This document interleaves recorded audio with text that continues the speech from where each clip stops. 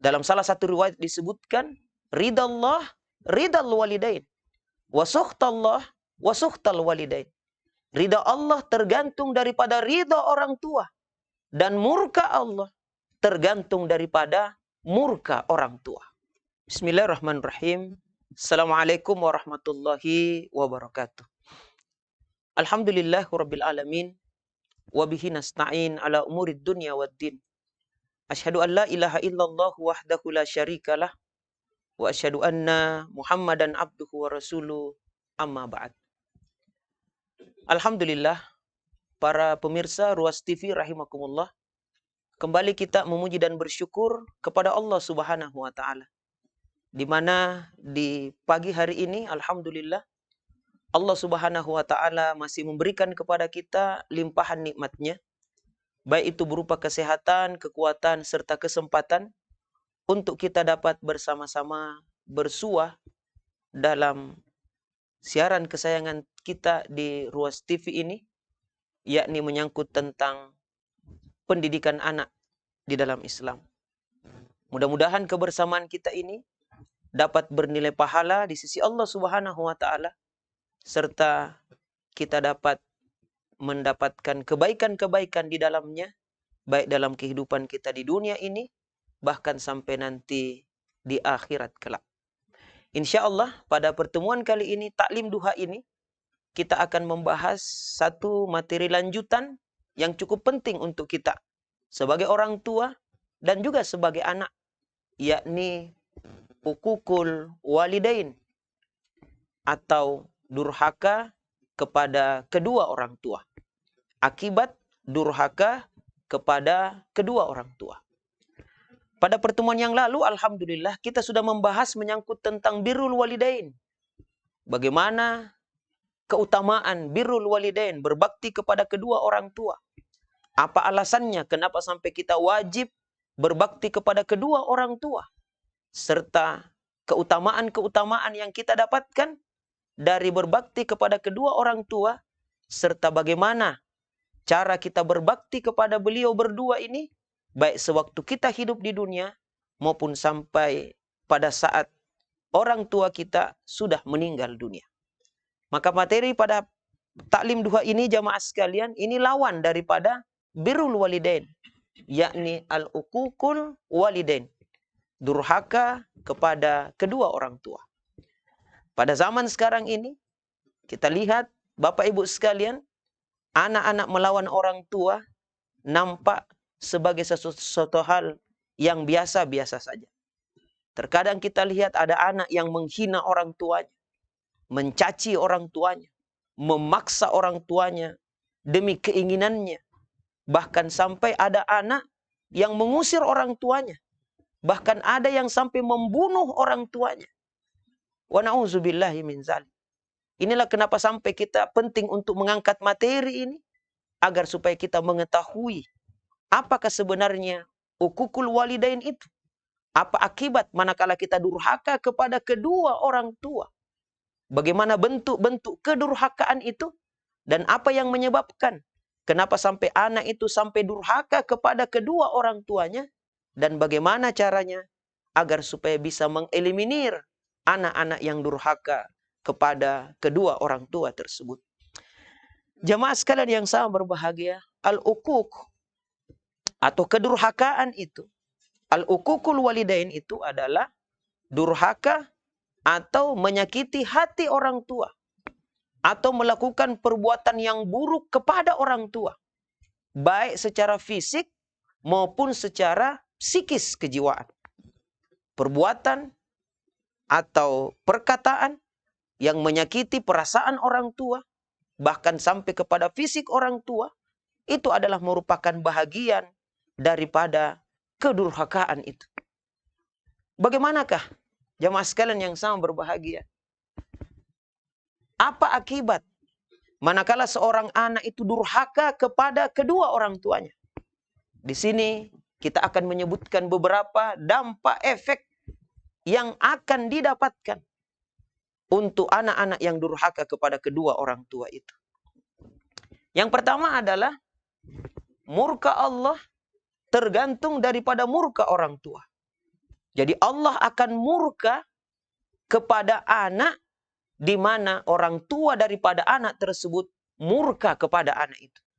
Dalam salah satu riwayat disebutkan, ridallah ridal walidain, wa sukhtallah wa sukhtal walidain. Ridha Allah tergantung daripada ridha orang tua, dan murka Allah tergantung daripada murka orang tua. Yang kedua adalah dosa besar setelah syirik, durhaka kepada kedua orang tua. Dalam salah satu riwayat disebutkan, ala unabbiukum bi akbalil kabair. Maukah aku tunjukkan kepada kamu, ya, kata Rasulullah kepada para sahabat beliau, dosa-dosa yang sangat besar. Apa itu? Syirik kepada Allah dan durhaka kepada kedua orang tua.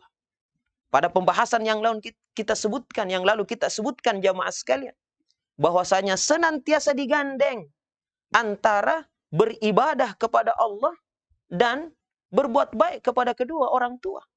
Wa qada rabbuka alla ta'budu illa iyyahu wa bil walidaini ihsana. Hendaknya kita, Allah Subhanahu wa taala memerintahkan kepada kita untuk hanya menyembah kepadanya dan kepada kedua orang tua hendaknya kita berbuat dengan sebaik-baiknya. Manakala kita syirik kepada Allah, tidak mau beribadah kepada Allah Subhanahu wa taala, maka itu adalah merupakan dosa yang tertinggi, dosa besar yang tertinggi. Dan dosa besar berikutnya setelah syirik adalah durhaka kepada kedua orang tua. Wa na'udzubillahi min dzalik. Yang berikutnya jamaah sekalian adalah disegerakan hukumannya di dunia. Anak yang durhaka kepada kedua orang tua, hati-hati. Ini ada salah satu riwayat menyebutkan setiap dosa Allah akan menunda hukumannya sesuai dengan kehendaknya pada hari kiamat. Kecuali durhaka kepada kedua orang tua. Kemudian apa lagi? Akibat durhaka, terancam tidak akan masuk surga. Anak yang durhaka itu, dalam salah satu riwayat disebutkan, ya, la tadkhulul jannah wala mannan wala mutminul khamar. Tidak akan masuk surga, terancam tidak akan masuk surga. Siapa itu? 3 golongan disebutkan dalam hadis ini. Yang pertama adalah anak yang durhaka kepada kedua orang tuanya. Yang kedua adalah orang yang suka menunjukkan pemberian. Dan yang ketiga adalah orang yang kecanduan minum minuman keras. Mungkin kita rajin sholat, puasa, zakat, bahkan mungkin berulang kali haji, bahkan berpuluh-puluh kali umroh.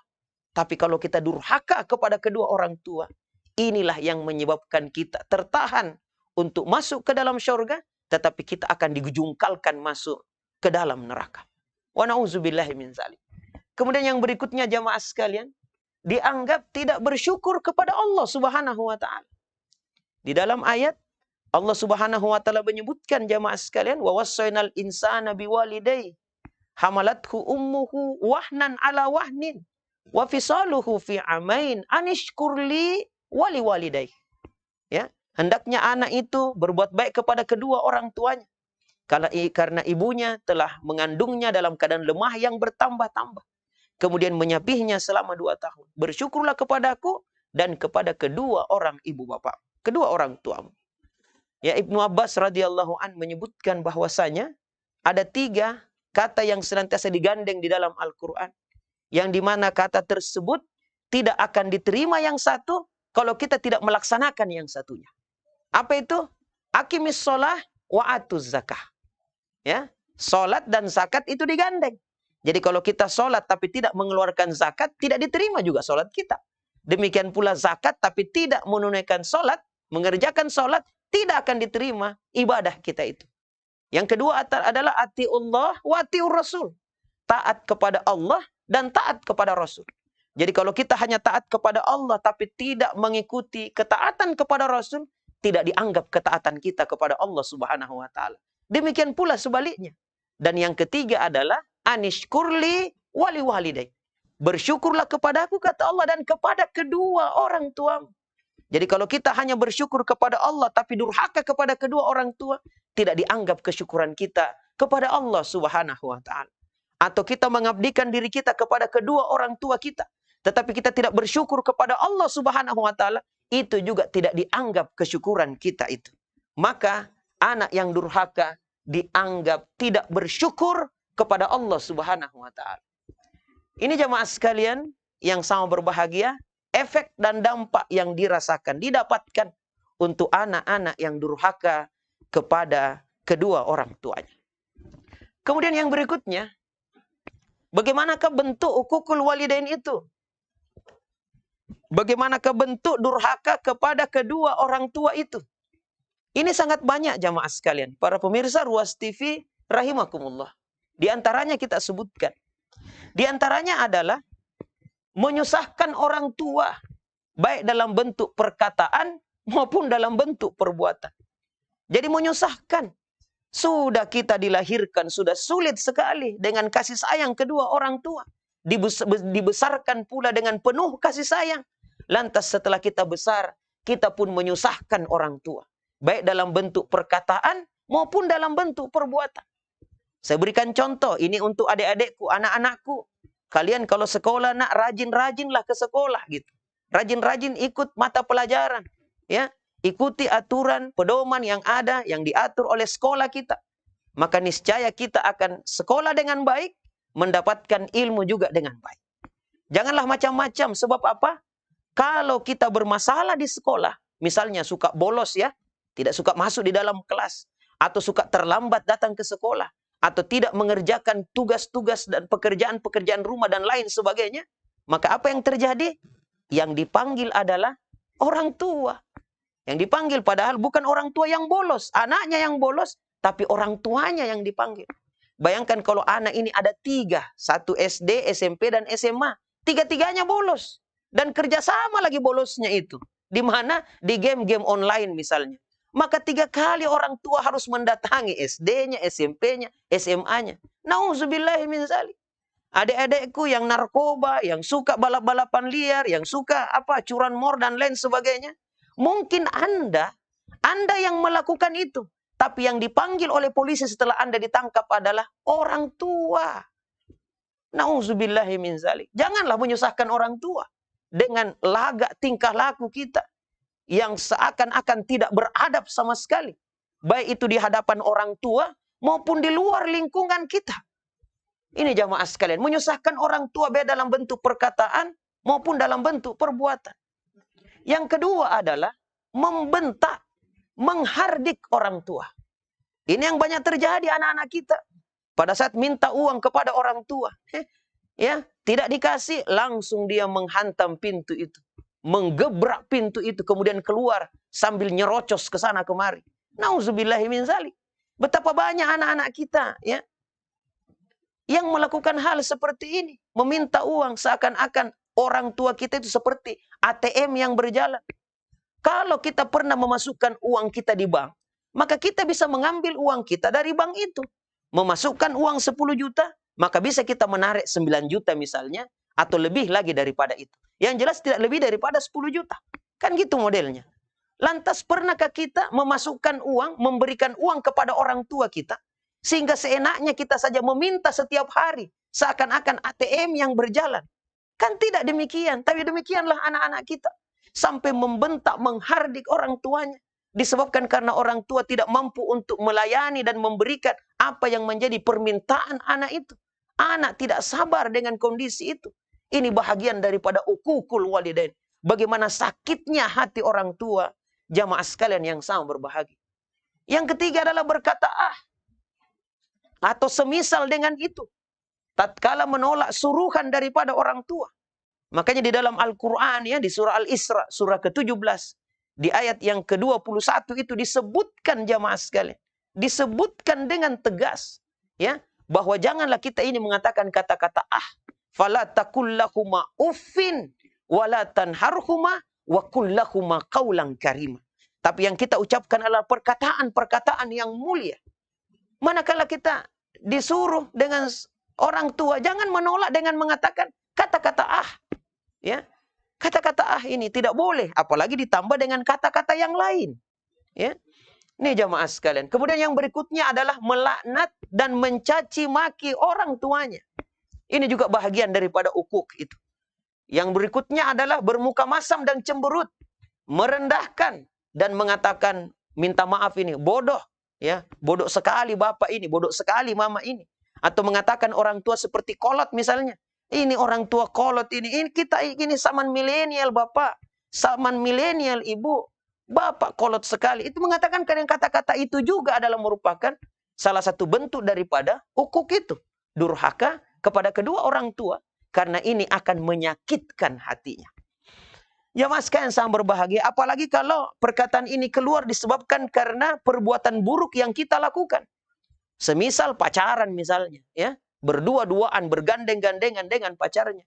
Lantas ditegur oleh orang tua. Lantas anak mengatakan, bapak kolot. Ya. Ini bukan lagi zaman Siti Nurbaya bapak. Ini sudah zamannya misalnya artis Korea yang disebutkan itu. Tidak demikian jamaah sekalian. Kita dicegah untuk jangan sampai melakukan dosa dan maksiat itu. Kemudian apalagi? Memperbudak orang tua. Ya, sambil ongkang-ongkang kaki menyuruh. Ibu, bikinkan kopi. Hah? Kayak di warkop saja rumahnya. Nauzubillahi min dzalik. Ya. Kemudian apalagi? Ini cucikan baju saya. Baru pulang sekolah membuang bajunya. Cucikan baju saya. Ya, bikinkan saya makanan. Buatkan saya minuman. Dan lain sebagainya. Baru bangun tidur. Silahkan bersihkan kamar saya. Seakan-akan orang tuanya laksana budak. Nauzubillahi min dzalik. Apalagi jamaah sekalian. Menghina masakan orang tua. Ya. Menyebut kejelekan orang tua. Bahkan mencemarkan nama baik orang tua. Ini juga perbuatan yang buruk. Kemudian yang lain lagi adalah malu. Tidak mau mengakui orang tuanya. Ya. Ada juga anak yang tidak mau mengakui orang tuanya. Kemudian tidak mau membantu pekerjaan orang tua. Meringankan beban orang tua. Tidak mau. Kemudian bakhil, pelit. Tidak mau mengurus orang tuanya. Di saat orang tuanya sudah tua renta. Ya, dibiarkan orang tuanya untuk kontrak-kontrak rumah. Sementara dia sendiri keasikan dengan rumah yang dia punyai itu. Nauzubillahi min dzalik. Atau tidak memberikan bantuan sedikit kepada orang tua. Untuk bayarkan listriknya. Untuk bayarkan apanya. Ini jamaah sekalian, padahal dia mampu. Sementara orang tua mungkin ya tidak pensiun juga karena bukan juga PNS. Tidak ada juga penghasilannya. Bakhil, pelit, tidak mengurus orang tuanya. Ya, kemudian apalagi menimbulkan gangguan kepada orang tua. Ya, seperti memasukkan peralatan-peralatan musik ke dalam rumah kemudian memutar atau memainkan alat musik tersebut atau memutar kencang-kencang suara musik dan lain sebagainya. Menimbulkan gangguan kepada orang tua. Mencela orang tua di hadapan orang lain. Ya, mama kaya, kenapa kayak begitu? Di hadapan orang lain jamaah sekalian. Membuat malu orang tua. Atau menghina orang tuanya. Bahkan ada yang sampai mendoakan orang tuanya untuk segera mati. Ya. Siapakah anak-anak seperti begini? Anak-anak yang ingin mendapatkan warisan daripada orang tuanya. Dia hanya datang karena dipanggil oleh pengacara. Pas sampai, saya kira mama sudah mati. Nauzubillahi min dzalik. Mana harta yang harus kita dibagikan? Ini bahagian daripada ukukul walidain. Dan di luar sana, masih banyak lagi contoh-contoh yang lain. Yang jelasnya adalah menyakiti perasaan orang tua. Baik secara fisik maupun secara psikis itu. Itulah ukukul walidain. Jamaah sekalian yang sangat berbahagia. Namun perlu untuk kita mengetahui. Apakah sebenarnya penyebab kenapa sampai anak-anak itu durhaka kepada kedua orang tuanya? Apakah serta-merta saja anak itu durhaka? Ya, jawabannya tidak demikian jamaah sekalian. Kenapa? Karena setiap anak yang terlahir itu dalam keadaan fitrah, dalam keadaan suci bersih, seperti kertas putih yang belum ada tertoreh satupun tulisan di atasnya. Demikianlah anak-anak kita pada saat baru lahir itu. Dalam hadis Rasulullah menyebutkan kullu mauludin yuladu alal fitrah. Setiap anak itu dilahirkan dalam keadaan fitrah, dalam keadaan suci bersih. Fa abawahu, orang tuanya lah yang boleh jadi bisa menjadikan anak itu menjadi Yahudi, Majusi atau Nasrani. Apa makna daripada hadis ini jamaah sekalian? Pertanda bahwasanya rupanya yang mempengaruhi kondisi anak itu sewaktu dia masih kecil sampai dia dewasa itu adalah orang-orang yang ada di sekitarnya. Demikian pula dalam ayat ya di surah Al-An'am, surah ke-16 di ayat yang ke-78. Allah Subhanahu wa taala berfirman, "Wallahu akhrajakum min butuni ummahatikum la ta'lamuna syai'a wa ja'ala lakumus sam'a wal absara wal af'idah la'allakum tashkurun." Dialah Allah Subhanahu wa taala yang telah mengeluarkan masing-masing kita daripada perut ibu kita dengan tidak mengerti apa-apa, tidak tahu apa-apa. Kemudian Allah memberikan pendengaran, penglihatan, dan hati. Mudah-mudahan kita ini termasuk orang-orang yang bersyukur. Anak yang baru lahir tidak mengerti apa-apa, tidak tahu apa-apa. Kemudian Allah memberikan 3 nikmat ini. Pendengaran, penglihatan, dan hati. Luar biasa ini. Berarti apa? Anak itu mudah sekali belajar dari apa yang dia dengarkan. Mudah sekali mencontoh dari apa yang dia lihat. Mudah sekali memahami dari apa yang dia rasakan. Ayat ini berserta dengan hadis yang kami sebutkan tadi. Ini pertanda bahwasanya penyebab anak itu baik atau penyebab anak itu buruk itu bukan disebabkan karena anak itu, tetapi disebabkan karena orang-orang yang ada di sekitarnya. Jadi tidak ada itu anak yang lahir langsung nakal, langsung menjadi anak yang durhaka. Mungkin karena kita lihat model mukanya durhaka nanti anak ini. Karena mukanya agak segi 4 ini ya. Ini bagus mungkin birrul walidain. Tidak ada jamaah sekalian. Tidak ada anak-anak seperti itu. Oh ini kaya raya nanti. Kenapa? Karena bibir dan hidungnya mancung misalnya. Tidak ada. Tidak ada. Semuanya la ta'lamuna syai'a. Tidak tahu apa-apa. Lantas apakah yang menyebabkan anak itu bisa durhaka? Jamaah sekalian sama berbahagia. Ya. Di dalam ayat Allah Subhanahu wa taala menyebutkan ya bahwasanya ketahuilah ya, harta dan anak-anakmu itu adalah merupakan fitnah, adalah merupakan ujian. Jadi Allah memberikan ujian kepada kita, ya baik itu ujian dalam bentuk harta, walanabluwannakum bisyai'im minal khaufi wal ju' misalnya, sungguh kami akan menguji kalian dengan sedikit ketakutan, kelaparan, kekurangan harta benda, jiwa dan buah-buahan. Berikan kabar gembira untuk orang-orang yang bersabar. Ujian-ujian ini ada banyak dan salah satu di antara ujian tersebut adalah ujian menyangkut tentang harta dan anak-anak. Jadi ini ujian dari Allah Subhanahu wa taala. Oleh karenanya perlu untuk kita ini sebagai orang tua untuk melakukan introspeksi. Sebab tujuan daripada ujian itu ada 2. Yang pertama adalah untuk menguji kesabaran dan yang kedua adalah agar supaya kita kembali ke jalan yang benar. Wa balawnahum bil hasanati wasyayiat la'allakum yarji'un. Jamaah sekalian, wa nabluukum bisyarri wal khairi fitnatan wa ilaina turja'un. Jadi agar supaya kita kembali ke jalan yang benar. Maka di antara penyebab kenapa sampai anak durhaka kepada kedua orang tua, yang pertama adalah jeleknya pendidikan orang tua terhadap anaknya. Ya, jeleknya pendidikan orang tua terhadap anaknya.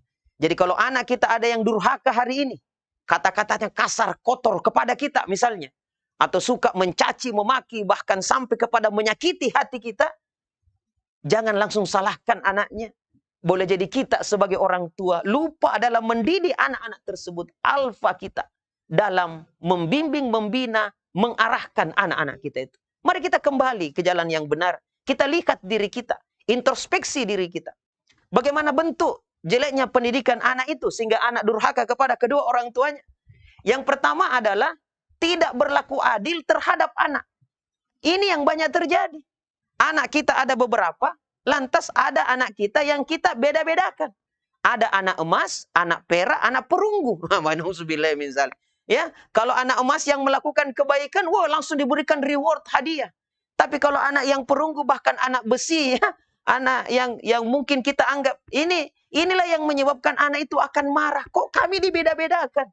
Kok kami? Sehingga pada saat mereka itu sudah dewasa, ya, dan yang dibeda-bedakan ini agak bagus kedudukannya dan bagus juga penghasilannya, sementara anak yang dijadikan anak emas semenjak kecil itu mungkin agak sedikit kurang penghasilannya, maka datanglah orang tua kepada anak yang mungkin tidak dilakukan adil semenjak kecil. Apa dia katakan anak itu? Enggak usah datang kemari ibu, bapak enggak usah. Pergi saja ke anak emasnya bapak ibu di sana itu. Kenapa enggak ke sana? Kok larinya ke sini? Ini yang mungkin terjadi, tidak berlaku adil. Sehingga menimbulkan anak itu akan sakit hatinya dan akan marah, bahkan akan membalas rasa ketidakadilan itu. Apalagi jamaah sekalian, makanya kalau punya anak jangan kita beda-bedakan. Mari kita sayangi mereka itu. Walaupun mungkin rasa sayang kita akan berbeda satu dengan yang lain, tetapi atensi kita, retensi kita kepada mereka itu mestinya sama jamaah sekalian kepada anak-anak kita. Dan kalaupun dia merasa tidak ada keadilan itu, maka kita sebagai orang tua harusnya memberikan penjelasan yang baik kepada anak-anak kita itu. Saya berikan contoh ya, jamaah sekalian. Mungkin ada anak-anak yang mengatakan, Bunda, kenapa saudaraku yang sekolah jauh di sana, kok selalu dikirimi, ya, dikirimi snack, dikirimi uang, sementara kami di sini snacknya juga kekurangan, bahkan kering sekali di rumah ini. Maka kita akan menyampaikan kepadanya, nah itu saudaramu, itu kakakmu, sementara menuntut ilmu jauh di sana. Dan dia butuh perhatian juga. Kamu kan setiap hari bersama dengan ibu, dengan bapak. Sehingga memang biayanya dia mungkin agak besar karena dia kan butuh juga untuk sekolah, untuk ini dan itu. Sementara kamu nak, tetap ibu, bapak sayang kepadamu nak. Ah, itu jamaah sekalian. Apalagi yang kedua adalah bertolak belakang antara kata dan perbuatan. Ini yang menyebabkan anak-anak ukuk, durhaka jamaah sekalian. Saya berikan contoh, apalagi kalau anak-anak kecil itu, biasanya dia mengungkapkan perasaannya secara bebas dan terbuka. Misalnya ada ibu mengatakan kepada anaknya, nah jangan merokok ya. Langsung itu anak balik bertanya, ih tetapi bapak kok merokok? Ah gitu modelnya. Itu akan muncul ucapan-ucapan itu. Ya, nah ini bertolak belakang antara perkataan dan perbuatan. Apalagi suka membohongi anak. Ini juga dapat menyebabkan ukuk. Membohongi. Apa maksudnya Ustaz? Saya berikan contoh. Ya, tidak jujur kepada anak. Ini yang menyebabkan anak itu durhaka itu. Ya, membohongi anak. Hati-hati membohongi anak. Yang pertama, hilang kepercayaan. Dan yang kedua, tidak ada artinya nasihat. Itu bahayanya kalau kita membohongi anak. Ya, contoh jamaah sekalian, membohongi anak. Nah, kalau kau berhasil puasa, nak, sepatu roda kau dapat. Nak. Sudah berusaha puasa ini anak dengan harapan mendapatkan sepatu roda. Pada saat sudah selesai puasa 30 hari, alhamdulillah selesai, sudah mau lebaran, anak ini bertanya kepada ibunya, "Mana sudah hadiah sekarang?" "Hadiah sepatu roda." Apa dia bilang ibunya? "Nah, krisis moneter, nak. Harga-harga naik, nak. Jangankan untuk beli sepatu roda, untuk bayar zakat saja setengah mati. Anak-anak peduli setan dengan semua itu. Yang penting saya sudah berhasil puasa, mana hadiahnya?" Ya, tahun depan berjanji lagi. Siapa anak-anakku yang berhasil puasa 1 bulan, dia akan dapatkan sepeda. Apalagi sekarang musim sepeda. Maka yang kakak langsung ya tegur adiknya di samping, dia bilang apa? "Tidak usahlah. Cukuplah saya jadi korbannya. Ya, tahun lalu saya tidak dikasih sepatu roda, apalagi sekarang mau sepeda." Nah, itu jamaah sekalian, hati-hati membohongi anak. Membohongi anak. Atau membohongi anak seperti begini. Ya, ini biasanya orang tua itu membohongi anak dengan harapan agar supaya anaknya itu berhenti dari kenakalannya. Ya, tapi dengan cara berbohong. Contoh ya, contoh jamaah sekalian. Ya, apalagi sekarang ini musim-musim prank ya. Ini berbahaya sekali. Ya, sini nak, kalau datang ke sini saya kasih gula-gula. Pas itu datang anak, kita bilang apa? Prank. Ya, nauzubillah min dzalik. Maka kalau anak juga mengeprank orang tuanya seperti begitu modelnya. Maka ini tidak boleh. Walaupun banyak para artis itu melakukan prank, banyak hati anak yang terluka akibat daripada prank daripada orang tuanya. Ataukah orang tua mengeprank anaknya? Contoh yang lain begini. Ya, awas menangis. Itu ada toke ya. Ada toke. Anak itu tidak tahu kosakata toke, dia tidak tahu kecuali yang disebutkan oleh orang tuanya. Ya. Nah, awas. Kalau nangis ada toke, awas. Jalan ke situ ada toke di situ. Sehingga tengah malam itu anak membangunkan orang tuanya, "Ibu, bangun Bu, temani saya mau pipis, Dedek mau pipis." Apa dia bilang ibunya? "Nak, sudah besar kamu, nak, sudah TK, sudah 5 tahun, jalan sendiri Mina." Apa dia bilang itu anak? "Takut Mama." "Takut dengan siapa nak?" Apa dia bilang itu anak? "Toke." Nah, itu jamaah sekalian. Jadi anak itu bisa takut bukan karena tokenya, tapi karena orang tuanya ini menakut-nakuti dengan kata-kata itu. "Awas di kolong rumah ada macan." Misalnya begitu. Ya, dengan kata-kata yang menakut-nakuti. Nauzubillah min dzalik. Ini kan ungkapan-ungkapan bohong semuanya itu. Ya, apalagi tidak membantu anak dalam perbuatan kebaikan. Nah, itu. Kemudian apalagi tidak sayang kepada anak. Padahal siapa yang sayang kepada manusia, maka akan disayang oleh yang ada di langit. Kemudian apalagi orang tua menjauh dari anak. Tidak mau disibukkan oleh anak. Dia menjauh dari anak. Kemudian apa lagi? Tidak ingin direpotkan. Berapa banyak orang tua hari ini, anak-anaknya main-main biasa saja, tapi agak ribut, akhirnya dia kasihkan HP. Ambil ini, nah, main saja. Situ kau main game. Jangan lagi ganggu mama ya, bapak ya di sini ya, sementara kerja. Nah, tidak mau direpotkan. Terlalu memanjakan anak. Semua yang diminta itu semuanya yang dipenuhi. Inilah kenapa sampai banyak anak-anak yang balap-balapan liar, curanmor dan lain sebagainya. Ini terlalu memanjakan. Semua yang diminta itu diberi. Ya, apalagi jamaah sekalian, kalau anaknya ditangkap oleh polisi gara-gara balap-balapan liar, maka tidak cukup 1 jam menelpon itu bapaknya kepada pimpinan kepolisian untuk dikeluarkan anaknya cepat. Manja betul jamaah sekalian, sehingga anak itu berulang-ulang melakukan kesalahan-kesalahan yang sama. Kenapa? Karena ada orang tua yang menjadi backingnya untuk membebaskan dan mengeluarkannya itu. Selalu marah kepada anak, ya, selalu berkata kasar di hadapan anak. Nah, itu jamaah sekalian. Apalagi yang kedua, selain orang tua, yang kedua adalah lingkungan yang tidak mendukung. Lingkungan-lingkungan yang buruk, ini juga bisa menyebabkan anak ukuk. Yang berikutnya, anak tidak memahami makna birrul walidain. Itu juga disebabkan karena orang tua yang tidak menjelaskannya kepada anak itu. Ataukah di guru, di sekolah, tidak diberikan penjelasan bagaimana keutamaan daripada berbakti kepada kedua orang tua. Anak tidak mengetahui apa bahaya daripada durhaka kepada kedua orang tua. Ataukah juga boleh jadi bisa karena berteman dengan kawan-kawan yang buruk. Kawan-kawan yang jelek sifat dan tingkah lakunya. Dan boleh jadi pula ayah atau ibu atau kedua-duanya, ayah dan ibu, itu durhaka kepada kedua orang tuanya. Sehingga itu pula yang mendapatkan pembalasan daripada anaknya tersebut. Yang terakhir adalah karena kebodohan. Jamaah sekalian sama yang terakhir daripada materi kita. Lantas bagaimana cara mengatasi ukukul walidain ini? Bagaimana cara mengatasinya? Yang pertama adalah mendalami ajaran agama. Kemudian memberikan contoh suri toladan yang baik di hadapan anak-anak kita. Penyebab utama sampai anak-anak ukukul walidain dan cara mengatasinya adalah karena kita orang tua jauh daripada Al-Quran. Padahal kalau kita berquran, ikuti tuntunan Allah Subhanahu wa Ta'ala serta contoh daripada Rasulullah di dalam mendidik anak-anak kita, insya Allah anak kita akan birrul walidain kepada kita. Karena kita jauh daripada Al-Quran, maka muncullah anak-anak seperti begini. Allah Subhanahu wa Ta'ala berfirman di surah Toha, surah ke-20, di ayat yang ke-100, Subhanahu wa Ta'ala berfirman, "Wa man a'rada an zikri fa innalahu ma'isyatan dzonka wa nahsyuruhu yaumal qiyamati a'ma." Barang siapa yang berpaling daripada peringatanku, kata Allah, maka untuknya adalah kehidupan yang sempit dan nanti di akhirat dia akan dikumpulkan dalam keadaan buta.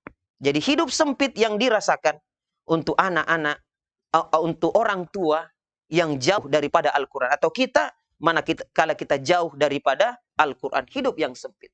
Yang kedua adalah jadi kembali kepada Al-Quran, mencontoh, mengamalkannya dalam kehidupan kita sehari-hari. Kemudian apa lagi? Istiqomah dalam perkataan dan perbuatan. Jadi hendaknya orang tua itu sama kata dan perbuatan, sehingga anak-anak akan patut nurut kepada orang tua. Tapi kalau tidak sama kata dan perbuatan, itu tadi dua yang didapat. Hilang kepercayaan dan tidak ada artinya yang namanya nasihat. Kemudian yang ketiga adalah menjaga lisan-lisan kita dari perkara-perkara atau perkataan-perkataan yang tidak bagus. Perkara-perkara yang haram, yang tidak boleh kita ucapkan. Hati-hati ya. Berkata-kata kotor, berkata-kata keji, itu pula yang anak akan ikuti dan anak akan balaskan pula kepada orang tua. Kalau bukan kepada orang tuanya, dia balaskan kepada kakak atau adiknya atau orang-orang tetangga yang ada di sekitarnya. Dan lambat laun, kata-kata yang kotor, keji tersebut pula akan dilontarkan oleh anak seiring dengan perkembangan daripada tubuhnya itu. Apalagi jamaah sekalian, berbuat adillah kepada anak. Adillah kepada mereka. Berlaku jujur dan menepati janji. Selalu menasehati anak, memperhatikan pergaulan dan lingkungan anak itu. Apalagi menjauhkan dia dari permainan atau media-media yang merusak. Tidak membela kesalahan anak. Nah, ini juga yang menyebabkan anak ukuk, ya. Karena tidak adanya kesepakatan di dalam pembinaan anak. Ya. Bapaknya misalnya karena nakal itu anak, bapak mau pukul, ibunya yang menangis. Jangan dipukul bapak. 9 bulan saya kandungkan. Saya lahirkan antara hidup dan mati. Kok dia lahir dipukul? Itu. Akhirnya anak mengatakan, Alhamdulillah, ada pembela kebenaran. Ada satria baja hitam. Ya, sehingga pada saat anak itu nakal lagi dan mau dipukul, anak itu mengatakan kepada ayahnya, awas bapak, pukul kak. Ada mama yang saya kasih tahu. Ini jamaah sekalian ya. Tidak kesalahan-kesalahan anak. Memberi makan yang haram juga. Ya, memberi makan yang haram juga penyebab itu ukuk. Maka memberikan makanan yang halal itu adalah merupakan cara mengatasi ukukul walidain. Dan yang terakhir adalah mendoakan anak. Mari kita doakan anak kita. Senakal apapun dia, ya, serusak apapun anak kita, mari kita doakan kebaikan kepada anak kita. Anak adalah merupakan ujian bagi orang tua. Boleh jadi jamaah sekalian, sudah kita keluarkan waktu, tenaga, biaya kita untuk mendidik dan membina mereka dengan baik. Namun balasannya tidak seperti apa yang kita harapkan. Maka doalah kepada Allah Subhanahu wa Ta'ala.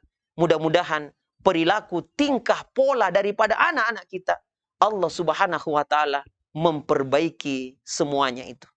Mungkin inilah jamaah sekalian materi taklim duha kita menyangkut tentang hukukul walidain, anak yang durhaka kepada kedua orang tua. Sudah kita jelaskan bagaimana dampaknya, bagaimana bentuknya, kenapa sampai terjadi seperti itu, dan juga cara untuk mengatasinya. Mudah-mudahan memberikan manfaat kepada kita semuanya, terutama diri pribadi kami yang sangat daif ini.